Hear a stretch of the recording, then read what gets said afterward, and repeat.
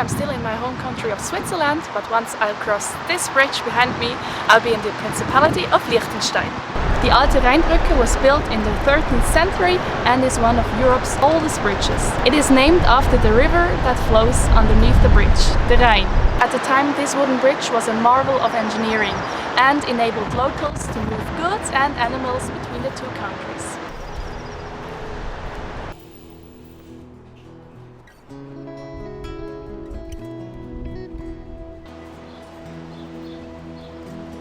And there we have it, guys. We're officially in Liechtenstein.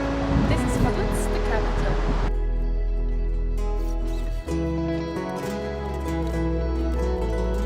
What's really funny is that here in Liechtenstein you have a black license plate and in Switzerland you have a white one.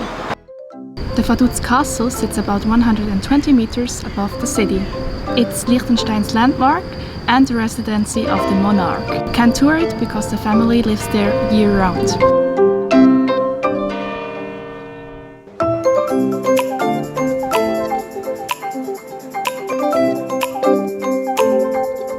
Today is a holiday, so pretty much everything's closed. So after checking out the church and government building, our first plan of action is to explore a bit by renting a bike.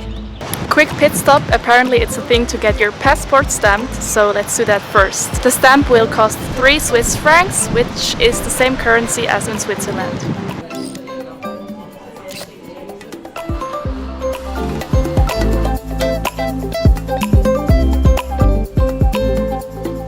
So this is where we came from and it was brutal.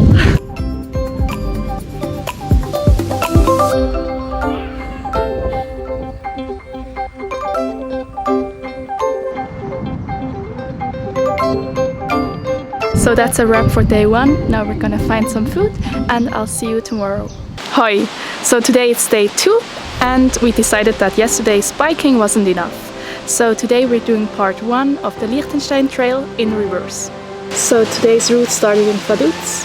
Now we're on our way to Triesenberg, which is a mountain village, and then we'll descend down to Triesen and end in Balzers. Liechtenstein is divided in Unterland, which is the upper region of the country, and Oberland. And they also have political differences.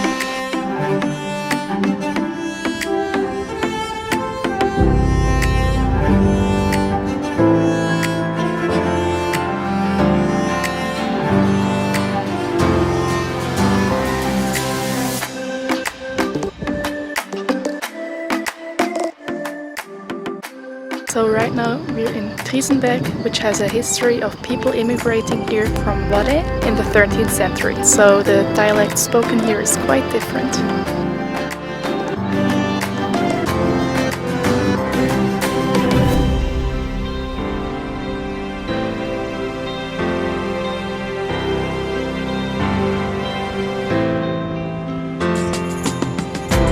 Nach 150 Metern leicht rechts abbiegen auf Gluschenko. This is Triesen. A bit more on the history of Liechtenstein.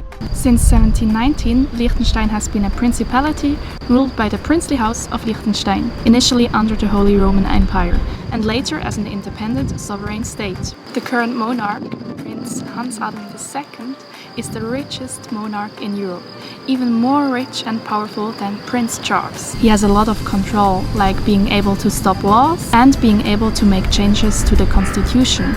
He can also choose the government and shut down parliament.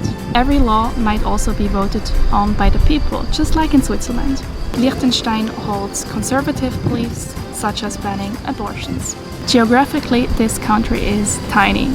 It's only 25 kilometers long and 12 kilometers wide, which makes Liechtenstein the 6th smallest country in the world.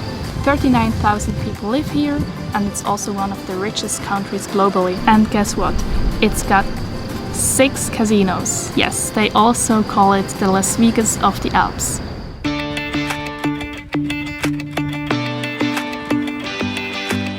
So now we're on our way to Vaduz, which is the southernmost village in Liechtenstein.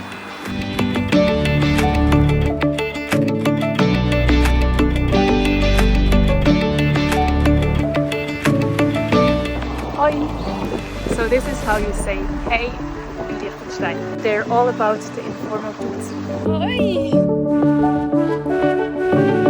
Made some friends with donkeys.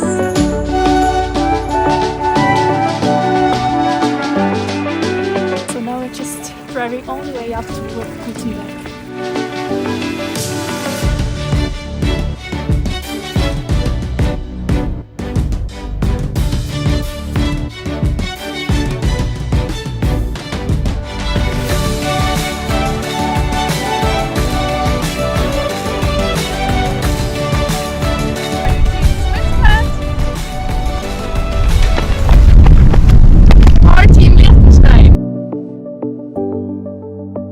Last goal for today is to ride the Vaduz city train.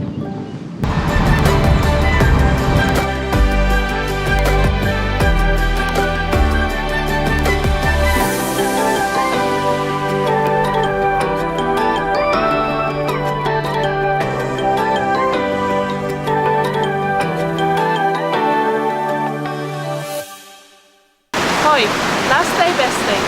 Today we're hiking and exploring in the Malbun region. Our hike today goes from Steg Hotel, the bus station, to Känzile and back again. Let's go!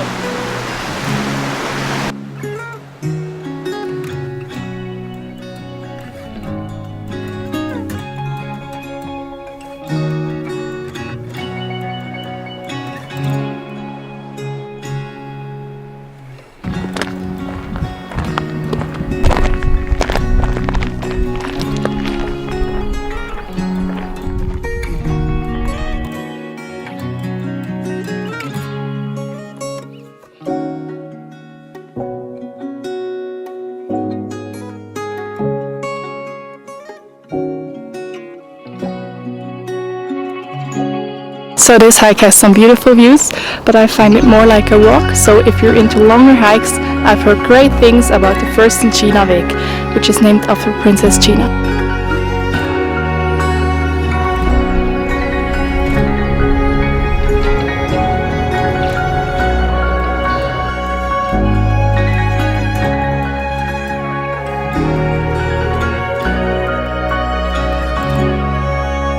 So this marks the end of our journey in Liechtenstein. Thank you so much for joining me. Until next time.